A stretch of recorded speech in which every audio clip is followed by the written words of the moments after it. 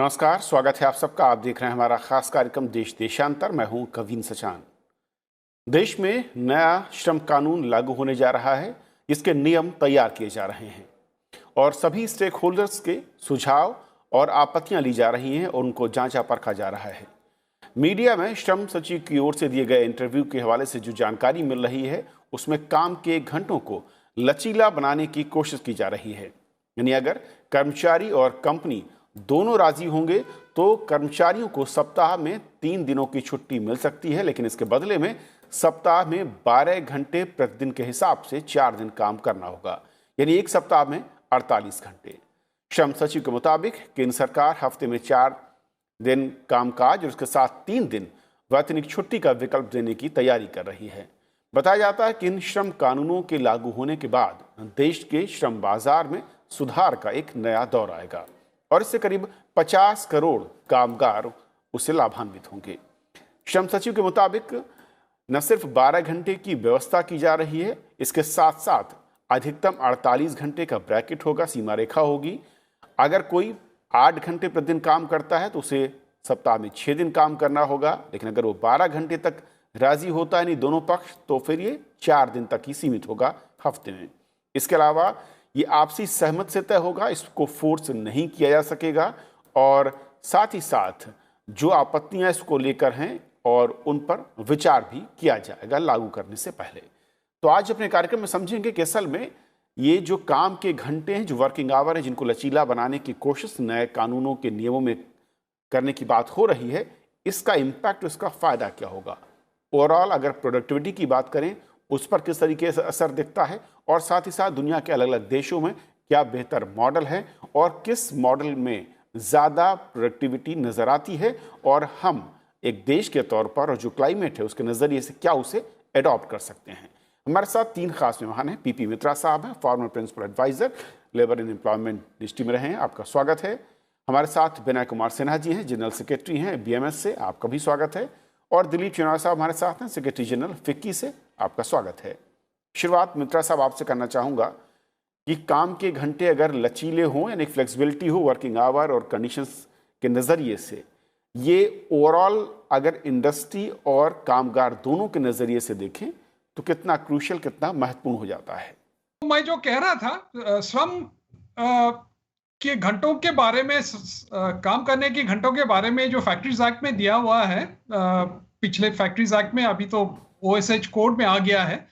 इसके कुछ स्टेट्स, राज्य सरकार ने ये 12 घंटे का ये नियम लागू किया था, तो इसके चलते हुए काफी सारा कमेंट्स आने लगे थे, पर्टिकुलरली ट्रेड यूनियंस के, कि शायद ये थोड़ा सा ज्यादा हो रहा है। बट अभी जो स्थिति है 48 घंटा पूरे हफ्ते में और 4 दिन 12 घंटा, वो भी आपसे तय करके ये लागू होगी। लेकिन मेरा ये कहना है कि शायद ये तो लागू अगर हो जाए, प्रोडक्टिविटी शायद बढ़े भी, लेकिन इंडियन वर्कफोर्स का जो स्थिति है, मेरे ख्याल से कॉन्ट्रैक्ट वर्कर्स पे काफी सारा असर होगा। रेगुलर वर्कर्स अपने काम शायद कॉन्ट्रैक्ट वर्कर्स या कैजुअल वर्कर्स पे देंगे। ये जरा सा जो मुझे जितना समझ में आ रहा है, ये शायद 8 घंटा रखना चाहिए हर रोज, उनको रेस्ट, प्रॉपर रेस्ट मिलना चाहिए 5 घंटे के बाद, और स्प्रेड ओवर इफेक्ट जिसका 10.5 घंटा का ऑलरेडी जिक्र है, वो स्प्रेड ओवर इफेक्ट रहना चाहिए।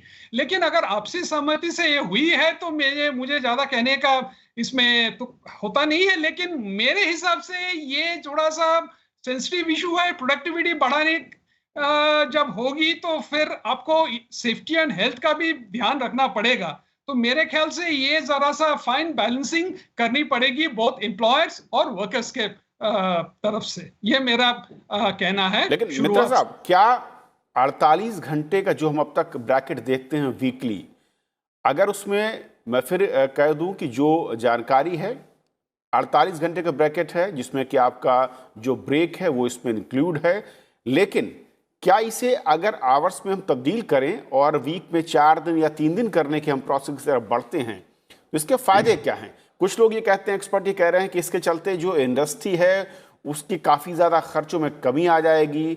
इसके साथ साथ जो एम्प्लॉई हैं उनके लिए एक रेस्ट का जो है वो ज़्यादा एक्स्ट्रा टाइम मिल जाएगा। लेकिन क्या ये वाकई उतना ही आसान है जितना हम बोल रहे हैं? मुझे शायद ये लगता नहीं है इतना आसान है। कहने में तो ठीक है कि 12 घंटा करके आप 4 दिन में 48 घंटे का हफ्ते का कोटा पूर्ण करेंगे, लेकिन मेरे ख्याल से फाइन बैलेंसिंग जो मैं कह रहा था कि प्रोडक्टिविटी और एम्प्लॉयज का स्थिति जो है वो जरा ध्यान में रखे, क्योंकि अगर मान लीजिए एम्प्लॉयज स्वस्थ और तंदुरुस्त नहीं रहे तो प्रोडक्टिविटी का माने कुछ नहीं रखता है। तो मेरे ख्याल से इसमें एम्प्लॉयमेंट पे भी असर होगी, क्योंकि अगर कम कम वर्कर्स से या कम कम ज्यादा काम करके अगर आप प्रोडक्टिविटी बढ़ाना चाहेंगे, मेरे ख्याल से एम्प्लॉयमेंट पे भी एक असर हो सकता है। तो इसके इम्प्लीकेशंस अभी काफी वाइड रीचिंग है। तो ये जब तक लागू ना होगा और जब तक प्रैक्टिकलिटी में बदल ना जाए तो ये कहना मुश्किल है। बट प्राइम फेसी मुझे ये लग रहा है कि 12 घंटा जो वो थोड़ा सा नाजुक स्थिति है। मेरे ख्याल से ये हमारे देश में विशेष करके जहां ट्रॉपिकल क्लाइमेट है यहाँ शायद करना नामुमकिन होगी। बट अगर वो एम्प्लॉयर्स और एम्प्लॉयज राजी है तो मेरे ख्याल से यहाँ मुझे कुछ कहने का नहीं है। बट मेरे ख्याल से एम्प्लॉयज साइड से काफी वो अड़चने आएंगी या वो उनके कंसर्न्स होंगे। हमारे ट्रेड यूनियन रिप्रेजेंटेटिव हैं, वो शायद और भी इस पे बिल्कुल, मैंने इसीलिए विनय साहब को आमंत्रित किया कि वो पक्ष रखेंगे। विनय साहब, और कुछ राज्यों में जो खबर आई कि 12 घंटे की शिफ्ट होगी, उसका विरोध हुआ यूनियन की ओर से। क्या वो महज इसलिए था, जहां तक मैं समझ पा रहा हूं, कि उसमें 3 दिन की छुट्टी का जिक्र नहीं था? और क्या आप इस ऑप्शन के साथ, आपको लगता है कि एक बेहतर विकल्प है कि जहां पर फ्लेक्सिबिलिटी हो कि आप हफ्ते में एक दिन में 12 घंटे काम करना चाहते हैं, 10 घंटे काम करना चाहते हैं, या 8 घंटे काम करना चाहते हैं? ये एक, जो मैं कहूं कि श्रमिक वर्ग है, उनके लिए किस तरीके से आप इसको देखते हैं?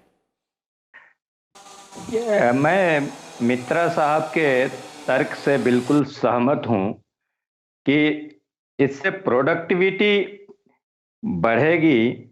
और अभी जो फिक्की के अधिवेशन में माननीय प्रधानमंत्री जी ने फिक्की के मित्रों के डिमांड पर, या उन्होंने यह एक प्रस्ताव दिया प्रोडक्टिविटी लिंक इंसेंटिव का, यह स्वाभाविक है कि एम्प्लॉयर ग्रुप जो है सो ज़्यादा से ज़्यादा प्रोडक्टिविटी के लिए ज़्यादा से ज़्यादा वर्कर्स के को यूटिलाइज करना चाहेंगे।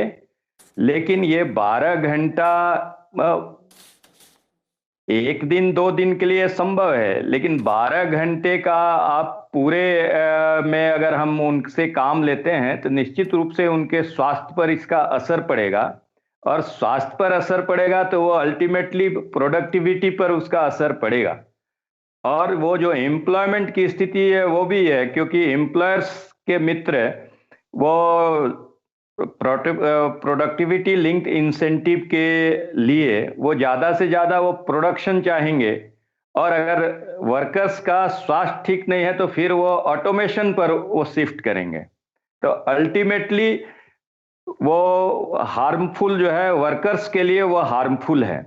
लेकिन एक इसमें इतनी सुविधा दी गई कि जो हमारा फैक्ट्री एक्ट में लिमिटेशन है 48 आवर्स का, वो वीक में 48 आवर्स तो होगा, लेकिन इसमें शोषण की स्कोप ज्यादा बनता है। ये हो सकता है कि एक पर्टिकुलर वर्कर्स अपने आर्थिक परेशानी के कारण, अपने बाकी समस्याओं के कारण वो 12 घंटे के बदले 24 घंटे भी काम करने के लिए वो तैयार हो सकता है, लेकिन उसको इतनी जागरूकता नहीं है कि वो 24 घंटे या 12 घंटा काम करेगा तो उसकी मानसिक स्थिति क्या होगी, उसकी स्वास्थ्य की स्थिति क्या होगी।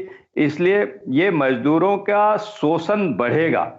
लेकिन अगर आप करें शोषण बढ़ेगा, इसके विरोध में तर्क ये दिया जा रहा है कि अभी भी जो जिन सेक्टर्स में इस तरीके से कामगार लगे हुए जहां पर 8 घंटे से ज्यादा काम करना पड़ता है, और कई बार वो 10 घंटे या 11 घंटे तक होता है, लेकिन उसे जब लीगलाइज कर दिया जाएगा जिसपे दोनों ही पक्ष रजामंद होंगे, तो कम से कम श्रमिक को उसके बदले में 3 दिन की छुट्टी मिल पाएगी। वो उसके लिए ज्यादा बेहतर होगा, क्योंकि उस बिना इसके भी शोषण नहीं होता, हम ये नहीं कह सकते हैं।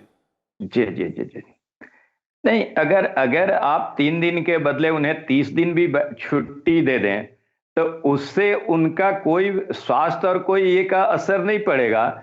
लेकिन अगर हम 8 घंटे, आखिर 8 घंटे का जो वर्किंग आवर तय किया गया, उसके पीछे भी कुछ रीजन रहा, रैशनैलिटी रही कि 8 घंटे तक एक स्वस्थ मजदूर जो है अपने स्वस्थ मस्तिष्क से वो काम मन लगाकर काम करेगा और वो अच्छा प्रोडक्टिविटी देगा। लेकिन हम 12 घंटा, 18 घंटा, 16 घंटा, हमारी मजबूरी हो सकती है, हमारी कोई परिस्थिति ऐसी हो सकती है कि हम अधिक से अधिक अर्न करने के लिए हम वो करें। आज हम देखते हैं, आज जो ठेका मजदूर, कैजुअल मजदूर हैं, उनकी क्या स्थिति है। आज तो उनको 12 घंटा, 10 घंटा, लेकिन उनको वेतन तो उतना ही दिया जाता है। इसलिए इसमें मजदूरों का स्वास्थ्य की जो समस्या है वो, और एम्प्लॉयर्स के मित्रों के लिए भी यह हानिकारक होगा, क्योंकि अल्टीमेटली वो उनका प्रोडक्टिविटी पर इसका असर पड़ेगा ही पड़ेगा। ओके, मैं दिलीप साहब, इसलिए हम इससे जी बिना साहब, दिलीप जी हमारे साथ हैं जो कि इंडस्ट्री को रिप्रेजेंट करते हैं, सेक्रेटरी जनरल हैं फिक्की में। दिलीप जी, कैसे आप देखते हैं फ्लेक्सिबिलिटी को? अगर देखें, और मैं अलग अलग जो कंट्री में रिसर्च है उसको देख रहा था, उसमें कई सारे इसके पॉजिटिव एस्पेक्ट भी हैं।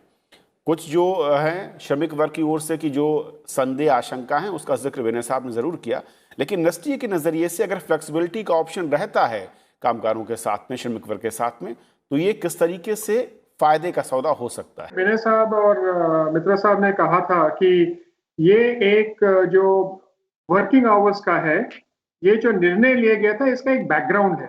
क्योंकि जैसे अभी कोविड के महामारी के टाइम में, इमरजेंसी के टाइम में क्या हुआ कि लोग को फैक्ट्रीज में रहना पड़ा, ट्रांसपोर्टेशन की प्रॉब्लम थी, और अनेक चैलेंज आया था। तो एक तरीके से फ्लेक्सिबिलिटी के एक ग्रुप ऑफ वर्कर्स 3 दिन के लिए आ सकते हैं, दूसरे ग्रुप ऑफ वर्कर्स दूसरे 3 दिन के आ सकते हैं, और फैक्ट्री का उनका जो पूरा जो 48 घंटे का जो वर्किंग एक तरीके से वो इम्पैक्ट नहीं किया जाएगा।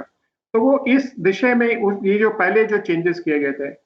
और अब क्या आ गया है कि काफी जो गिग इकोनॉमी के जो वर्कर्स हैं, जो अलग अलग वो अपने आप काम करते हैं और उसमें काम करते हैं, कई ये चाहते हैं कि भाई वो 3 या 4 दिन काम करें और फिर 2-3 दिन छुट्टी लें, क्योंकि उनके फिर एक्चुअली एक तरीके से उनके लिए काफी सुविधा होते हैं। और ये जो प्रावधान है जो इसमें कोड और रूल्स में जो है, ये दोनों साइड म्यूचुअल एक्सेप्टेंस के बारे में है। जैसे विनय साहब ने कहा और जैसे मित्रा साहब ने कहा कि ये वर्कर का स्वास्थ्य जो है उसको एक तरीके से केंद्रित रख करके सारे डिसीजन लेने जाते हैं। क्योंकि अगर देखें, कई होते हैं जो हार्ड एरियाज मैन्युफैक्चरिंग के काम करते हैं, कई होते हैं जो ऑफिस में काम करते हैं, या वो कहीं जो एयर कंडीशन और ऑफिसेज में और जो कॉल सेंटर्स में वगैरह में काम करते हैं, और अभी वर्क फ्रॉम होम हो रहा है। तो अगर आप देखें तो इनमें ये एक वर्कर के लिए और एक जो एम्प्लॉय और एम्प्लॉयर के बीच में रिलेशनशिप है, और जो म्यूचुअल अंडरस्टैंडिंग में कई लोग ऐसे होंगे जो 12 घंटे काम करना चाहते हैं और कहते हैं कि ठीक है, बाकी हमें टाइम, अब हमारा टाइम होगा। लेकिन जैसे दोनों ने कहा, और इंडस्ट्री भी फुल सहमत में है कि स्वास्थ्य का बिल्कुल ध्यान रखा जाएगा, किसी को ऐसे परिस्थिति में नहीं डाला जाएगा कि उसके स्वास्थ्य पे असर पड़े, कि लंबे आवर्स वर्क करें। और कई अलग है, देखो, क्योंकि आज जो वर्क फ्रॉम होम और वर्क फ्रॉम एनीवेयर है, और कई जो सेक्टर्स हैं, इसमें एक्सटेंडेड वर्किंग आवर्स है। वो एक्चुअली जैसे आपने शुरुआत में जब अपने प्रोग्राम को शुरू भी किया था, आपने कहा था कि 9-10 घंटे के लिए कोई एक्चुअली वर्क करता है और वो 48 घंटे में एक तरीके से नहीं गिना जाता है। तो ये एक जो पूरा ढांचा और प्रावधान बना है, ये एक इनेबलिंग फैक्टर है। और मेरे ख्याल से एम्प्लॉयर्स का काफी ध्यान है कि भाई स्वास्थ्य को कोई इश्यू नहीं होना चाहिए, और जो एम्प्लॉई और एम्प्लॉयर के म्यूचुअल एग्रीमेंट के साथ ये किया जा सकता है। तो इसका एक बहुत बड़ा फायदा है। प्रोडक्टिविटी एक और इशू है। 48 घंटे में उनका क्या प्रोडक्टिविटी होगा, 12 घंटे में क्या प्रोडक्टिविटी होगा, वो दूसरी बात है। और प्रोडक्टिविटी लिंक जो इंसेंटिव की बात जो विनय कुमार ने कहा था, वो 48 घंटे जो नॉर्मल 8 आवर वर्किंग डे है विद गैप, उसके ऊपर भी लागू होता है और इसके ऊपर भी लागू करना चाहिए। मैं अपने देश की बात तो नहीं कर रहा हूं, लेकिन कुछ ऐसी इंटरनेशनल रिसर्च है जिसमें कहा गया है कि अगर आप वर्किंग आवर को बढ़ा करके और हफ्ते में काम की संख्या को कम करते हैं, कि 5 डे 4 डे की मॉडल पर जाते हैं, तो करीब करीब 16 to 18% का बेनिफिट एम्प्लॉयर को होता है, कि बचत होती है। चाहे वो मैन पावर को लाने ले जाने की बात हो, वहाँ पर जो दूसरे फैक्ट्री में खर्चे हैं उसकी हो, और अलग अलग सेक्टर में ये नंबर्स कम ज़्यादा भी हैं। तो उस नज़रिए से भी क्या दिलीप जी ये क्रूशियल हो जाता है उस कंट्री के लिए जो कि डेवलपिंग इकनॉमी है और जिस रास्ते पर, जिस रफ्तार के साथ हम दौड़ना चाहते हैं? कविन, आपने तो एम्प्लॉयर का एक तरीके से जो कॉस्ट रिडक्शन की बात की है, अगर एम्प्लॉई के तरह से भी देखें तो उनका अगर जो डेली का जो आना जाना है वो भी कम हो जाता है, उनको भी एक तरीके से सुविधा होती है। तो ये जो, और अगर आप आगे जाके देखेंगे तो जैसे जैसे हम ये क्लाइमेट चेंज को देखेंगे, जो ट्रांसपोर्टेशन कॉस्ट और कैसे उसको घटाएं और क्या करें, इसमें भी एक तरीके से आगे जाकर के एक असर पड़ेगा। कई कई देशों में तो 4 या 5 दिन का वीक हो गया है। तो आप ये देखें तो ये पूरे नजर से देखना चाहिए। जैसे दोनों ने, मित्रा साहब ने और बिना जी ने कहा था, ये एक अग्रीमेंट होना चाहिए, फुल अंडरस्टैंडिंग होना चाहिए, और इसमें जो अपने एम्प्लॉय के लिए भी बेनिफिट हो सकता है, एम्प्लॉयर के लिए भी बेनिफिट हो सकता है, और देश के लिए भी बेनिफिट हो सकता है, उस तरीके से देखना चाहिए।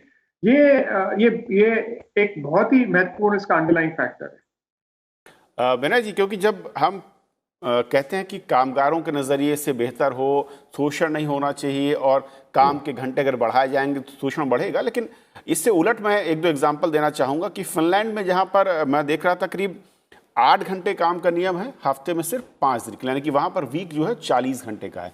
लेकिन उसके पीछे जो इंडिविजुअल प्रोडक्टिविटी है, उत्पादकता है, वो लेवल भारत जैसे देशों की तुलना में बहुत ज़्यादा ऊपर है।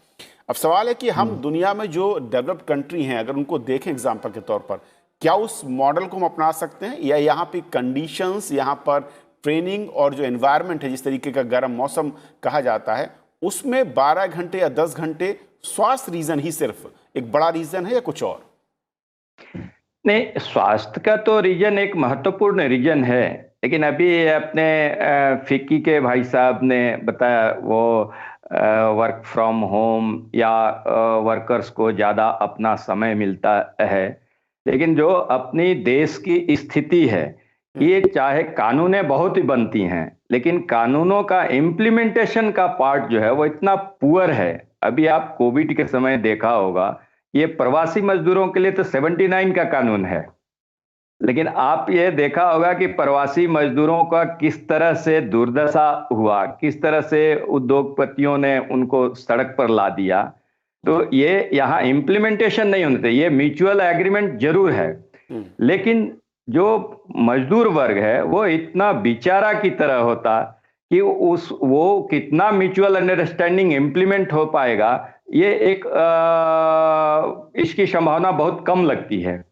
दूसरी ओर कि अभी वर्क फ्रॉम होम जो हुआ, ये शायद ये कोविड की वजह से एक नया सिस्टम डेवलप किया, तो उद्योगपतियों के लिए तो ये बहुत फायदेमंद रहा, क्योंकि वो जो हमारे जो मजदूर हैं वो अपने घर, अपने बिजली पानी, अपनी डाटा खर्च करके करते हैं, और अब आने वाले दिन में अगर ये बड़े पैमाने पर होगा तो इनका तो सारा खर्च बचेगा, और इसके वजह से अभी घरेलू हिंसा बढ़ा है। इसलिए वर्क फ्रॉम होम में हम यह छूट देते हैं कि आपको जब समय, जितना समय है आप करें, लेकिन इसके वजह से घरेलू व्यवस्थाएं बिगड़ी, घर के जो एक हमारा सामाजिक जो हमारा दायित्व है उससे हम अलग हुए। तो अल्टीमेटली ये जो है सो किसी भी तरह से भारत जैसे देश के लिए, जहां श्रम की बहुलता है, उसके लिए किसी भी मायने में फायदेमंद नहीं हो सकता है, ना अपने उद्योगपतियों के लिए हो सकता है, ना श्रमिकों के लिए हो सकता है। विनय जी, मैं जो आपने कहा बिल्कुल ये भी सच है, लेकिन इसके अलावा एक और सच ये है कि कुछ सेक्टर्स हैं, खासतौर पर आईटी या उससे रिलेटेड जो सेक्टर कहे जाते हैं, और वर्क फ्रॉम होम कई कंपनियों ने उसे एक फाइनल और एक लॉन्ग टर्म मॉडल के तौर पर अपनाने की बात का ऐलान कर दिया। और इस सेक्टर में बहुत सारे लोग जो कि बड़े बड़े शहरों में रहने को मजबूर थे, वो अपने घरों, अपने गाँव में जाकर काम कर रहे हैं, और कहते हैं कि उसके चलते उनका खर्चा बहुत कम हुआ है, क्योंकि रेंट और दूसरे के खर्चे बड़े शहरों में ज़्यादा थे। लेकिन मित्रा साहब, ये वाकई अलग अलग सेक्टर के लिहाज से हमें देखना होगा। स्पेसिफिक ओवरऑल अगर हम देखें तो हम इसे नहीं कह सकते कि उस तरीके का बेनिफिशियरी होगा। और जो विनय साहब कह रहे हैं कि जो उनकी चिंता है श्रमिकों के नज़रिए से, उन्हें भी हमें देखना होगा।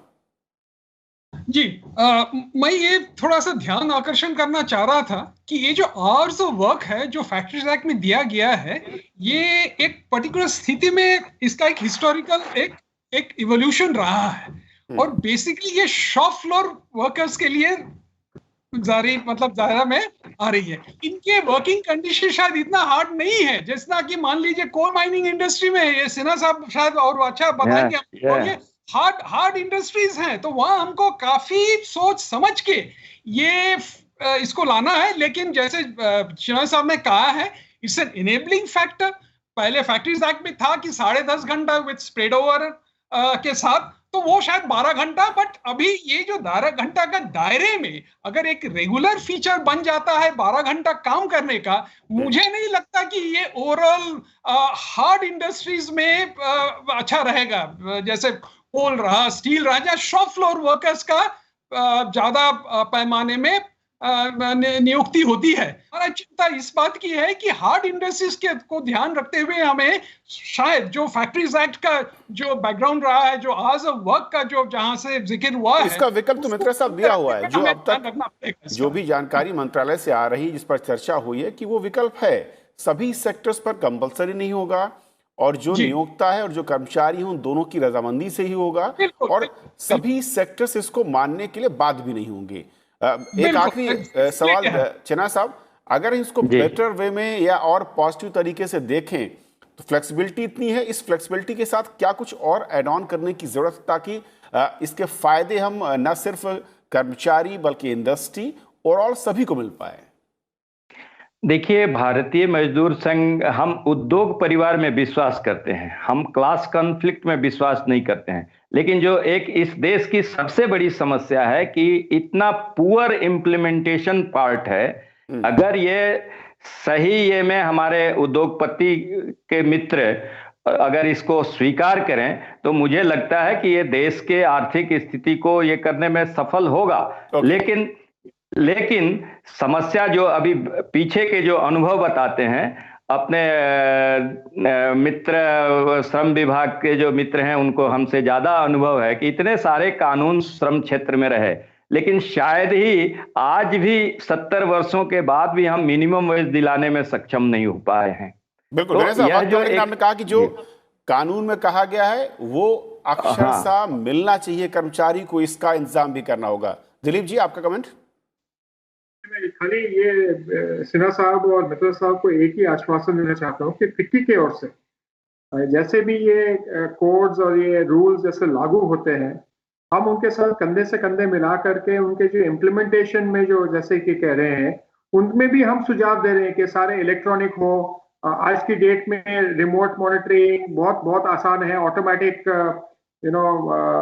कंप्लायंस का देखना बहुत ही आसान है, तो उसको हम एक तरीके से मिलेंगे। और जो जैसे कि इंडस्ट्री में अलग अलग किस्म के होते हैं, यूनियंस भी अलग अलग टाइप के होते हैं, हम साथ में काम करके इसमें जो फायदा होगा जो एम्प्लॉयर और एम्प्लॉई को, उसको और देश को जो फायदा होगा उसको आगे लाने का एक प्रयास करेंगे। और जो मिसयूज वगैरह जो होता है उसको कम करने का साथ में काम करेंगे। तो मैं खाली दोनों को एक आश्वासन देना चाहता हूँ, और पहले भी हम साथ में बहुत काम किया हुआ है हमने, और इसमें आगे जाके भी काम करेंगे। चलिए, बहुत बहुत शुक्रिया आप तीनों मेहमानों का हमारे साथ इस महत्वपूर्ण चर्चा में जुड़ने के लिए और ये अपनी राय रखने के लिए। असल में जो नए श्रम कानून लागू होंगे अब से कुछ महीने के बाद, उसमें जो नियम बनाए जा रहे हैं उन नियमों में किस तरीके से काम के घंटों को लेकर लचीलापन लाने की बात हो रही है, और उसके फायदे या नुकसान क्या हो सकते हैं, उसमें जो तमाम स्टेक होल्डर्स हैं उनकी राय क्या है, उनकी आपत्तियां क्या हैं, और वो इसे किस तरीके से ज़मीन पर लागू करवाना चाहते हैं। तो आज फिलहाल इतना ही। नमस्कार।